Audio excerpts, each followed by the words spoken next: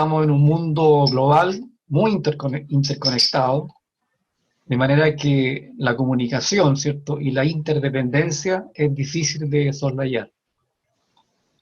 La ciencia, en su amplia variedad de disciplinas, nos ha permitido conocer mejor no solo el universo en el cual estamos inmersos, sino también a nosotros mismos en las dimensiones física, mental y social.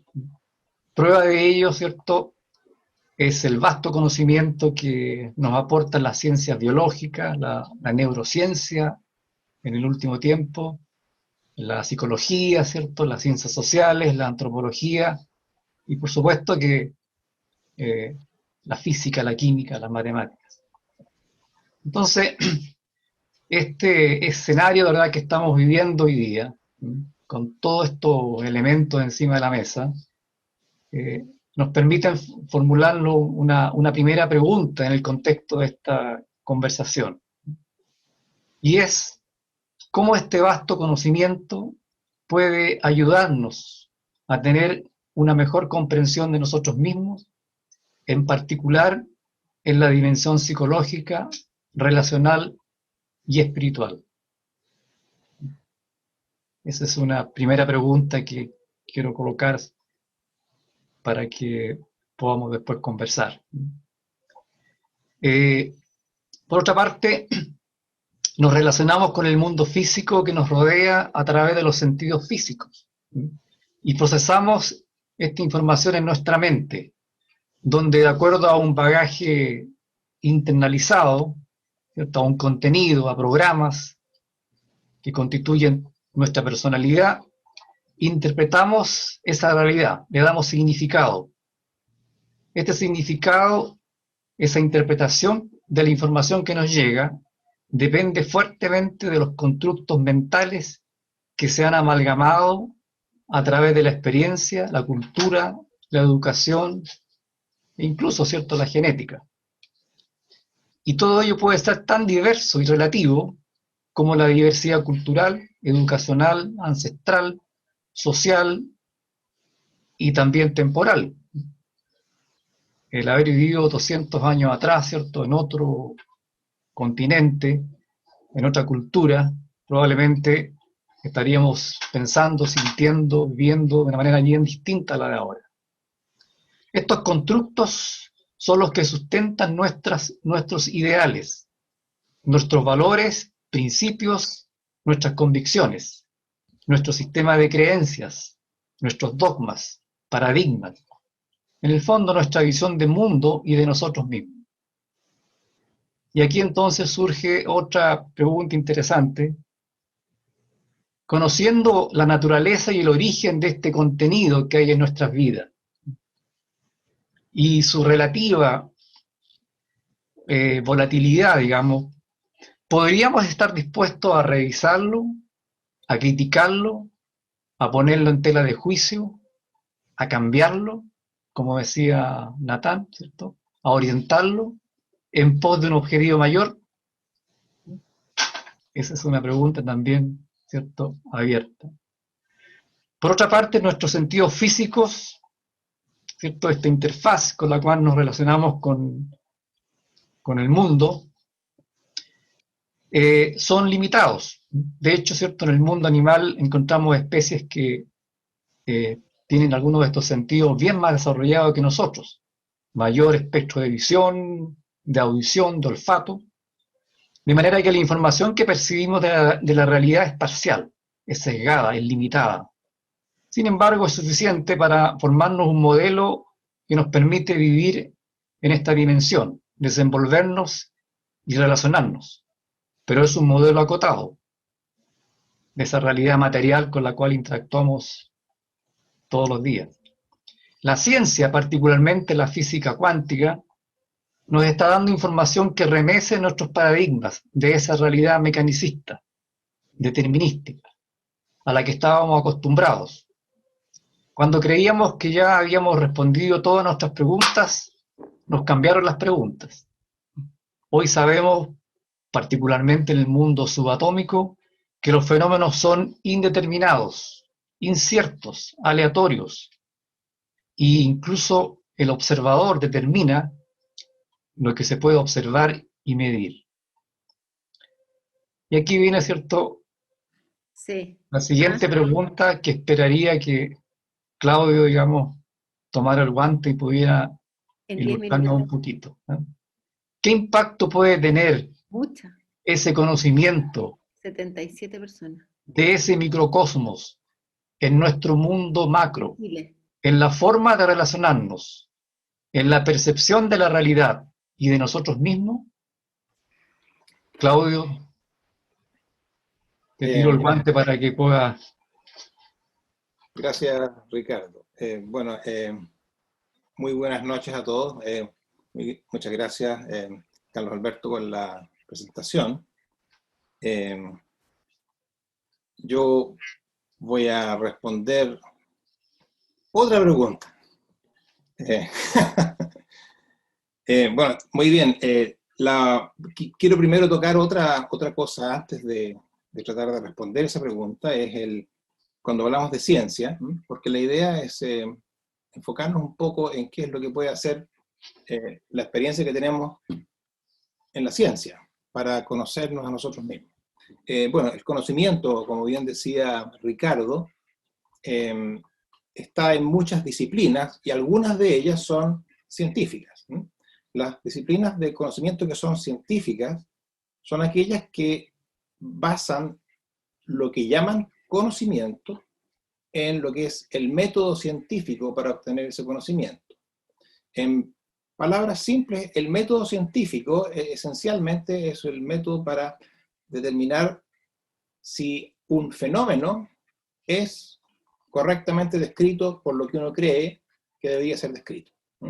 Y los pasos básicamente, para hacerlo simple, es una hipótesis o algo que uno cree. Yo creo que esto es así. Esa hipótesis puede estar basada en otras evidencias o puede estar basada en una intuición o, en fin, la imaginación. Lo que sea que a uno lo hace pensar que las cosas pueden ser de cierta manera, eso es una hipótesis. Y ahora tiene que probar si esa hipótesis es verdadera o no, consultándole a la naturaleza. No es lo que uno crea, lo que dice si es correcto o no, sino qué es lo que dice el mundo que está fuera de uno. Y eso significa hacer experimentos, observaciones u observaciones controladas, de modo de poder determinar si lo que uno creía como hipótesis es efectivamente así. Eso es el método científico y tiene una característica importante, que es que lo que uno use como método para determinar, para hacer ese experimento, tiene que ser reproducible por cualquier otra persona. Bueno, a veces por cualquier otro experto que tenga todos los instrumentos necesarios, pero dado eso, debería ser capaz de reproducirlo, de modo que eso hace que lo que uno formula como conocimiento lo puede traducir a una ley de comportamiento que es universal, que no es algo que es propio del sujeto solamente. Y aquí sería bueno, porque de hecho cuando veamos el tema de la física cuántica aparece el problema. Cuando digo el sujeto es lo otro que no es el objeto. El sujeto es, bueno, podemos decir, el investigador, la persona, es el sujeto, es aquel que siente, que piensa, que observa, es el que experimenta. Y el objeto es lo observado. Entonces estamos partiendo de una idea que podemos separar el sujeto, yo por ejemplo, del objeto, que es lo que yo mido. En el caso de las ciencias naturales, esa separación es relativamente más simple, porque los objetos en general son cosas separadas de uno. En el caso del conocimiento de uno mismo se pone más complicado, porque ahí uno además es el objeto. Las ciencias sociales, de hecho, para las ciencias sociales, los sujetos son los que hacen el estudio, los que se hacen las preguntas, pero los objetos también son las personas. Son parte de ello.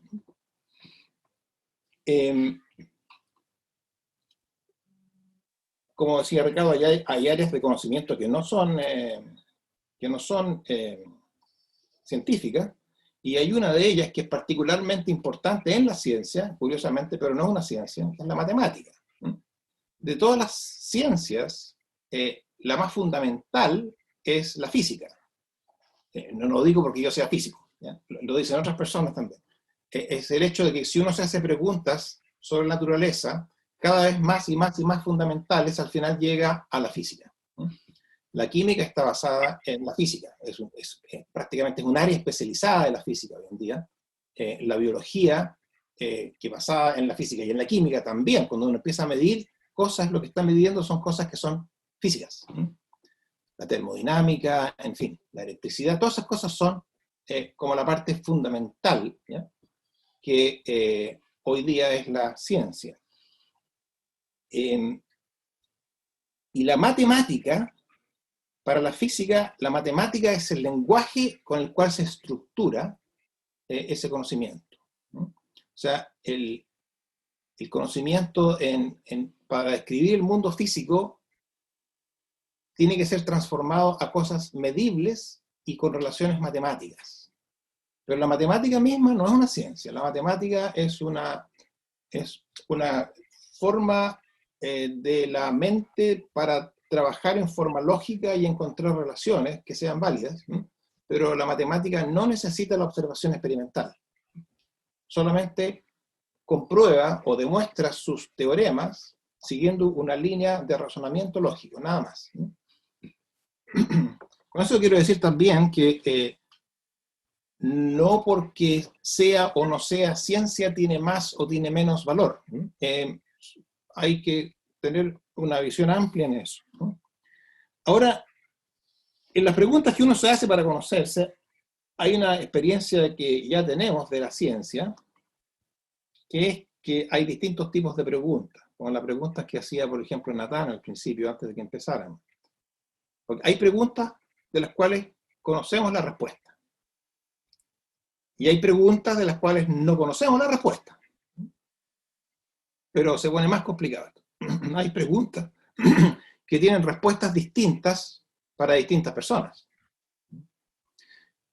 Si la pregunta es de carácter científico, eso no debería ser así. La respuesta debería ser universal. Entonces, hay también respuestas que son universales. Pero el problema más serio que tenemos con las preguntas es que hay preguntas que aún no existen. Preguntas que son importantes, que todavía no las tenemos. De hecho, también se puede decir que el hecho de que hoy día hay cosas que no sabemos, significa que nos impide hacernos las preguntas correctas. O sea, no sabemos cuáles son las preguntas correctas. Por ejemplo, tomemos un ejemplo, digamos, que podamos construir hoy día. Pensemos en un alquimista no sé, del siglo XVI. El tipo que quiere convertir la materia de un tipo en otro tipo. Bueno, hoy día sabemos lo que son los elementos químicos. Están hechos de los átomos, y lo que caracteriza al elemento químico es básicamente la cantidad de protones que tiene el núcleo atómico. Pero uno no se podría imaginar un alquimista del siglo XVI que se hace la pregunta, ¿cómo transformo este material en otro? La pregunta que tiene que hacerse, que es correcta, que puede no saber cómo se responde, pero la pregunta correcta es, ¿cómo le cambio la cantidad de protones al núcleo atómico? Esa pregunta no se la puede hacer. Esa es la pregunta correcta, pero no se la puede hacer. Entonces nosotros también, en el estado de conocimiento que tenemos hoy día, hay preguntas que van a ser fundamentales para nosotros, pero que todavía no las podemos hacer. No sabemos cuáles son las preguntas correctas. Eso hay que tener presente. O sea, las preguntas correctas van apareciendo solo a medida que vamos avanzando en esto. Quiero llegar hasta ahí con esa parte. Después tomamos el tema de la física cuántica o otras cosas. Así que le dejo la palabra a Ricardo. Gracias, gracias Claudio, pero la verdad es que entre las preguntas que yo planteé, eh, ti- tiene que ver justamente con física cuántica, digamos, ¿ah? Por eso que estaba esperando que pudieras tocar ese tema que yo creo que estamos todos expectantes de que te puedas tal vez referir a él.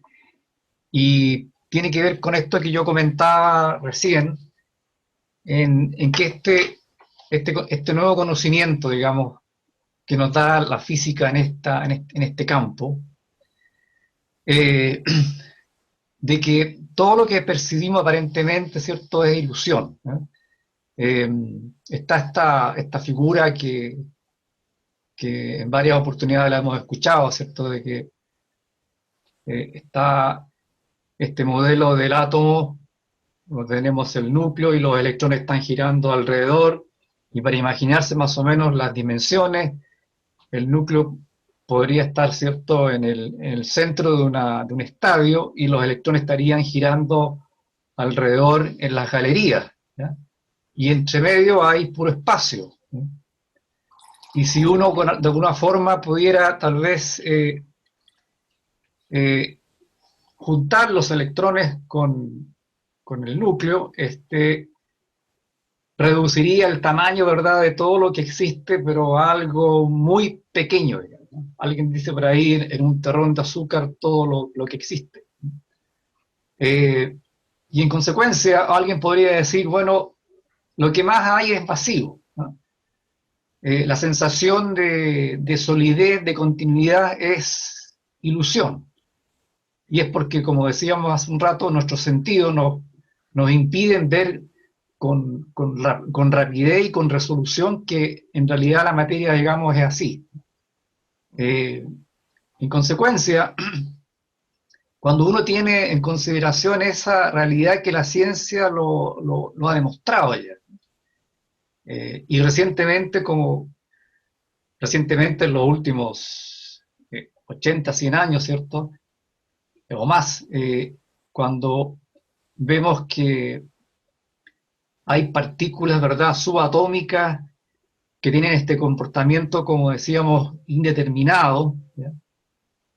Y, y que incluso, ¿cierto?, este comportamiento de alguna forma puede ser influenciado por el observador, ¿no?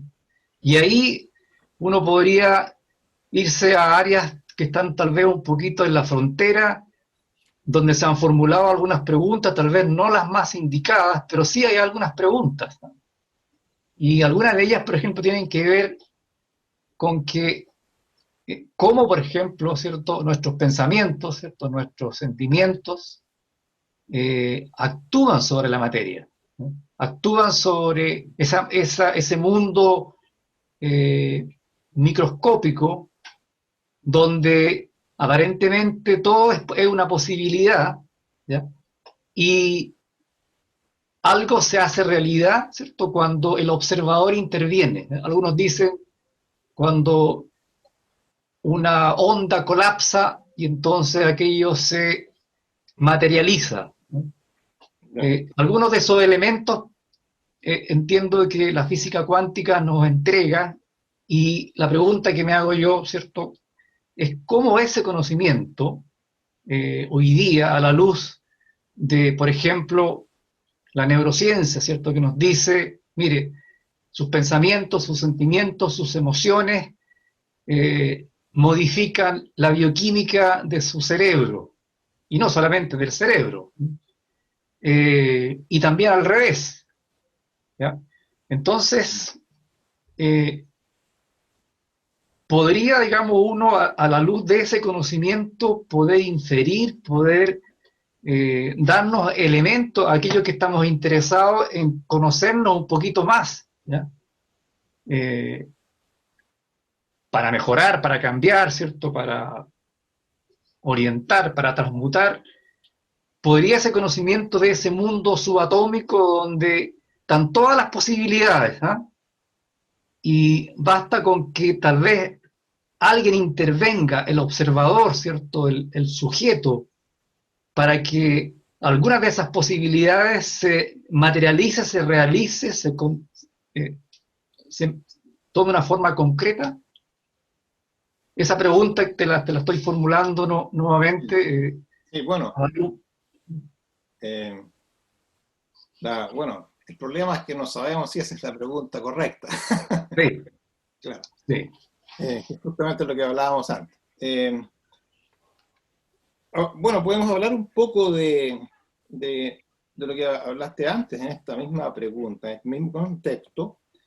Claro, nosotros observamos y aprendemos por los sentidos, ¿sí? Pero también descubrimos que los sentidos son muy, muy limitados, ¿sí? Y eso es una buena lección de aprender. O sea, me acuerdo una vez un diálogo que alguien le preguntaba a otro, una persona, un periodista le preguntaba a un científico y le decía, pero usted solamente cree en las cosas que ve.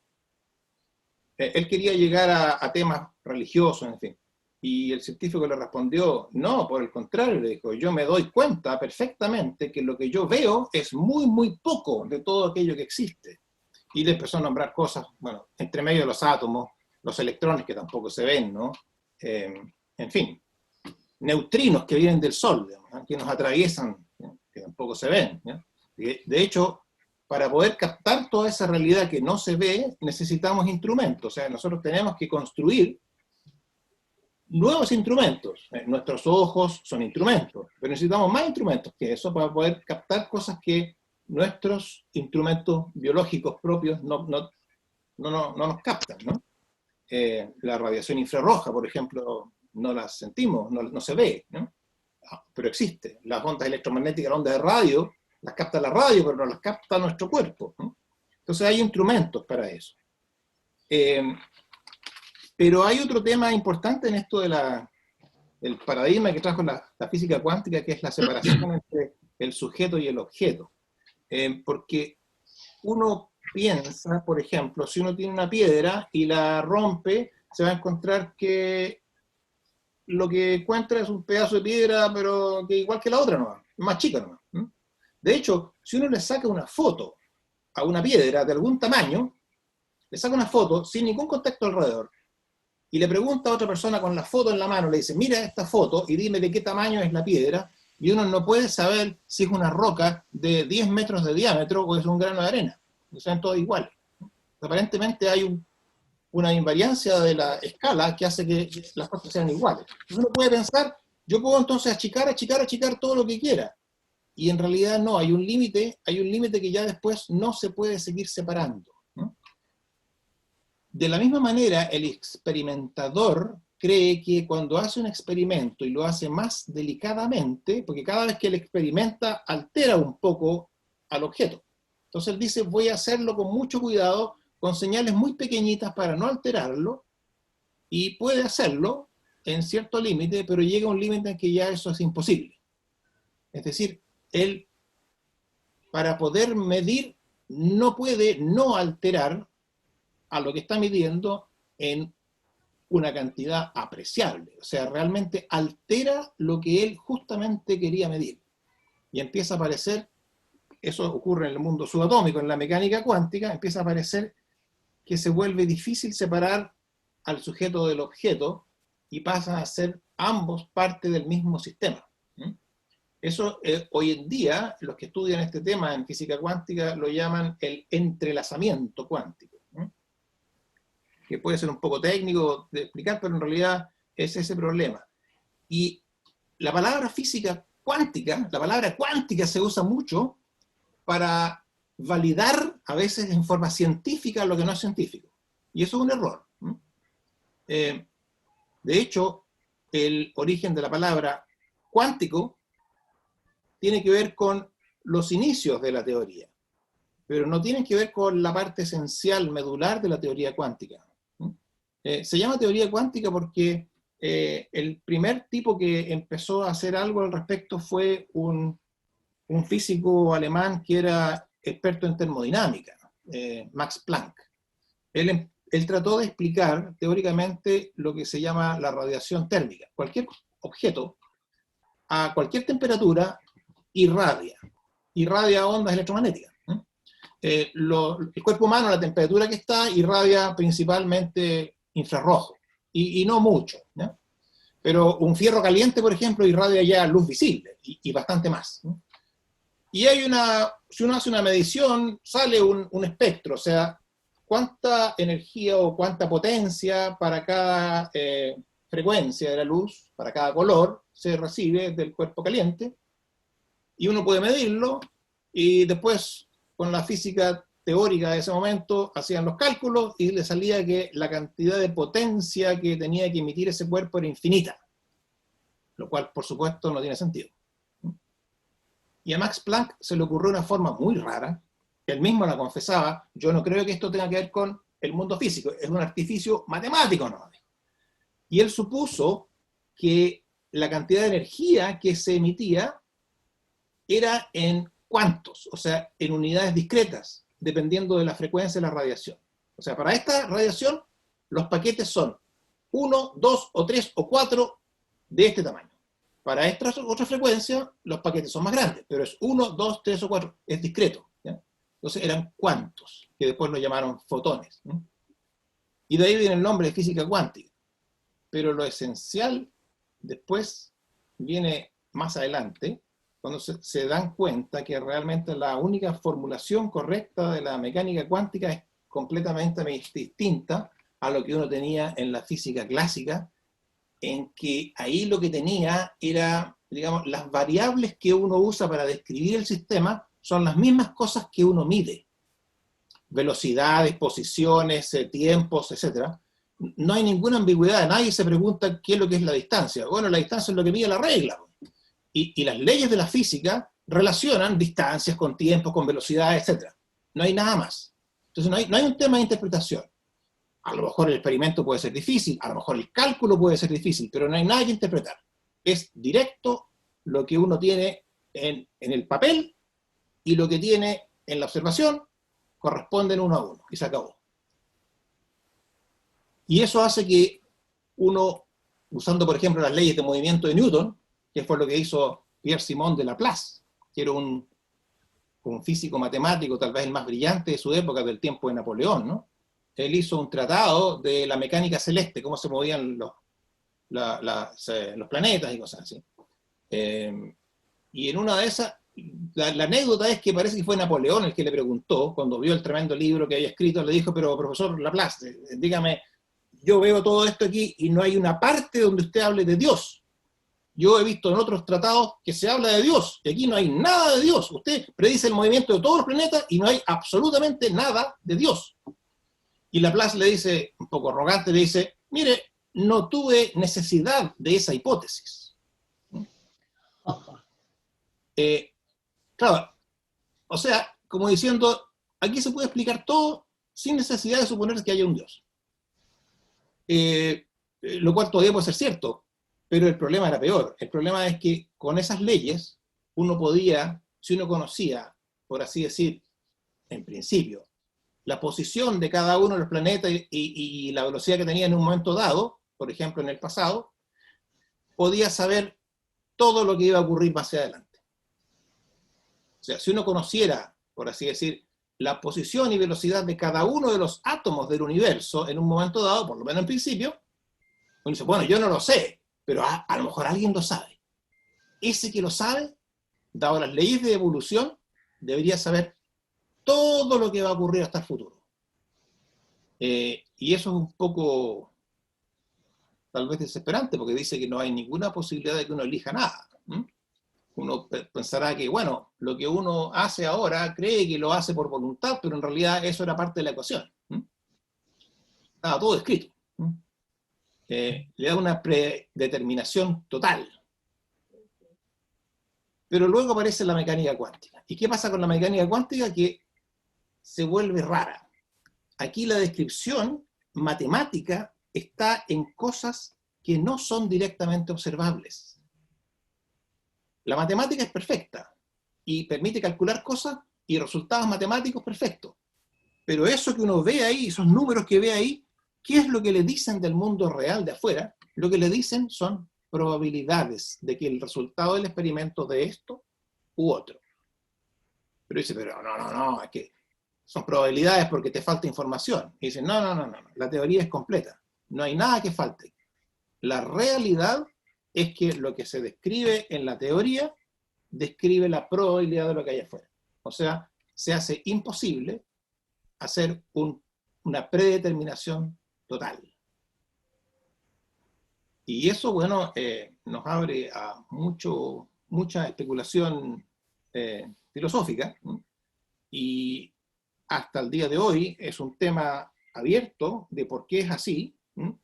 Hay físicos que se preocupan de estudiar ese tema de por qué es así, y otros simplemente lo toman porque los experimentos demuestran de que eso es así, ¿no? Así que simplemente se dedican a calcular, ¿no? Pero claramente hay un elemento ahí de realidad que está complicándonos, ¿no? O abriéndonos a posibilidades distintas, ¿no? Algunos consideraron que eso fue rescatar nuevamente el libre albedrío, porque deja abiertas las posibilidades, de modo que uno obtenga campo de acción libre que por voluntad puede hacer cambiar las cosas. En fin. Llego, yo creo, hasta aquí con ese tema. Lo dejamos abierto para después de discutirlo. Pero hay algo que también quería yo compartir, y tiene que ver con lo que las neurociencias nos han entregado en este último tiempo. Y yo no soy neurocientista ni cercano a aquello, pero me interesa mucho el tema y estoy siempre pendiente de los artículos que se publican y libros y qué sé yo. Y veo, digamos, en esa área elementos, contenidos, conceptos re interesantes, ¿eh? Para lo que nos convoca en esta conversación, que tiene que ver con conocerse más, con tal vez transformarse, con tal vez modular ciertas formas de pensar, de hacer, ¿cierto? Y por todos tal vez ya es conocido de que hoy día, ¿cierto?, la tecnología, junto con esta línea, digamos, de la neurociencia, es posible que uno pueda fotografiar lo que está ocurriendo en el cerebro, ¿cierto?, cuando uno está sintiendo, cuando uno está pensando, cuando uno está en un estado determinado. Incluso estos estados, ¿cierto?, que para muchos de nosotros puede ser bien familiar, de serenidad, ¿cierto?, de calma, de gozo, cuando uno está en una meditación, cuando uno está en una situación de tranquilidad, eso es perfectamente identificable a nivel neuronal, a nivel, ¿cierto?, de cómo son las conexiones sinápticas en el cerebro. Incluso, creo que, no sé si lo dije antes, ¿no?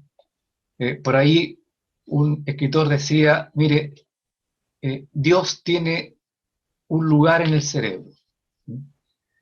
Y bueno, es también un neurocientista, y él explicaba, por ejemplo, que esos estados de éxtasis que a veces tienen algunas personas, ¿verdad?, religiosos o personas que meditan, etcétera,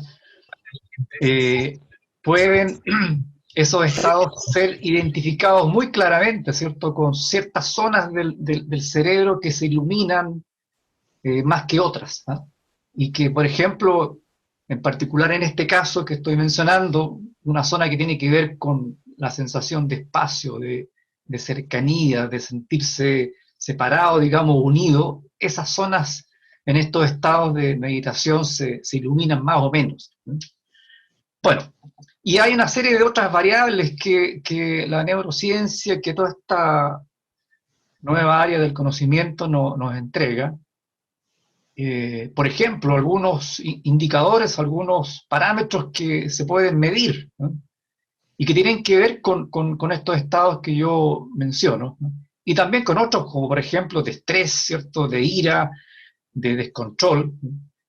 Y me refiero a un parámetro que quería contarles que me resulta muy interesante, que es la variabilidad del ritmo cardíaco, ¿no? El corazón, y probablemente aquí hay personas que saben mucho más que yo de biología y de medicina, El corazón, ¿cierto? Cuando late, esa frecuencia no es constante, tiene una variación, ¿ah? Porque justamente hay un sistema de realimentación entre la actividad cardíaca y el sistema nervioso parasimpático. Entonces, esa variación de ese ritmo cardíaco, como digo, cuando la persona está calma, serena, tranquila, tiene un comportamiento bastante armónico. En cambio, cuando está estresada, está nerviosa, ese comportamiento de esta señal que se puede, digamos, medir, que se puede graficar, es bien irregular, es bien desarmónica. Y entonces, por ahí en la Universidad de Pittsburgh, en Estados Unidos, se investigó hace mucho tiempo de que este estado, a través de ciertas prácticas, de relajación, de respiración, de focalización, de meditación, uno lo puede controlar. Y más aún si es que uno está viendo en una pantalla, por ejemplo, el comportamiento de ese parámetro, la variabilidad del ritmo cardíaco. Y ello, con práctica, hay gente que lo consigue y siente, ¿cierto?, lo que dice, digamos, la teoría, ¿cierto?, de que cuando ese ritmo es armónico, la sensación de bienestar, de tranquilidad, uno la experimenta. Y esto, bueno, en Estados Unidos se ha desarrollado, hoy día se aplica en los colegios, en las universidades, y hay un rendimiento en los estudiantes, todo esto que tiene que ver con déficit atencional, estrés, ¿cierto?, se ha minimizado de manera importante. Entonces, lo que quiero decir con esto es que, por ejemplo, ¿cierto?, esta parte de la ciencia nos está entregando información, herramientas, ¿no?, para conocernos y también para generar cambios, para afinar este vehículo físico, ¿cierto?, el cuerpo, la mente, para intentar tener un mejor desempeño en nuestro propósito de desarrollo humano. Por mencionar, digamos, algo. Uno podría ir también a otras prácticas, a otro conocimiento que también podrían contribuir a esto que nos preocupa, que nos convoca, que es conocernos, ¿cierto?, para poder transformarnos, para poder cambiar para bien. Para avanzar en nuestro desenvolvimiento como seres humanos y como sociedad, necesitamos expandir nuestro estado de conciencia, es decir, la cantidad de realidad incorporada a nuestra noción de ser. Y para hacer este trabajo de incorporar más realidad a nuestra noción de ser, necesitamos reconocer que lo que creemos ver no siempre refleja la realidad que percibimos.